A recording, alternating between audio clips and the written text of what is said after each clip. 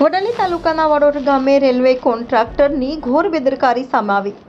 એક બાજુ હિંમતનગર ખેડબ્રહ્મા રેલવેનું કામકાજ ચાલી રહ્યું છે, ત્યારે વડાલી તાલુકાના વાડોદ ગામે રેલવે કોન્ટ્રાક્ટર દ્વારા અંડરબ્રિજનું કામ અધૂરું મૂકી દેવામાં આવ્યું છે, જેને લઈને વાડોદ, નાદરી, દેલવાડા વગેરે ગામોમાંથી આવતા બાઇક ચાલકો માટે જોખમી રસ્તો પુરવાર થયો છે। રેલવે તંત્ર દ્વારા અંડરબ્રિજની કામગીરી પૂરી ન કરી બાજુમાં રસ્તો મૂકેલ છે, જેમાં ખૂબ જ ખાડા છે અને ચીકણી માટી છે, જે થોડાક વરસાદને લઈને કાદવ કીચડ જેવું થાય છે, જેને લઈને 4 થી 5 જેટલા વાહન ચાલકો ઈજાગ્રસ્ત થયા હતા। કોઈકનો પગ ભાંગ્યો તો કોઈકના હાથ પગ છોલાયા। આ રીતે આ રસ્તો આવતા જતા વાહન ચાલકો માટે જોખમી પુરવાર થઈ રહ્યો છે। આજથી 2-3 મહિના અગાઉ રેલવેના કોન્ટ્રાક્ટરો દ્વારા અધૂરો અંડરબ્રિજ મૂકી દેવાયો છે, જેને લઈને વાહન ચાલકો પરેશાન થઈ રહ્યા છે।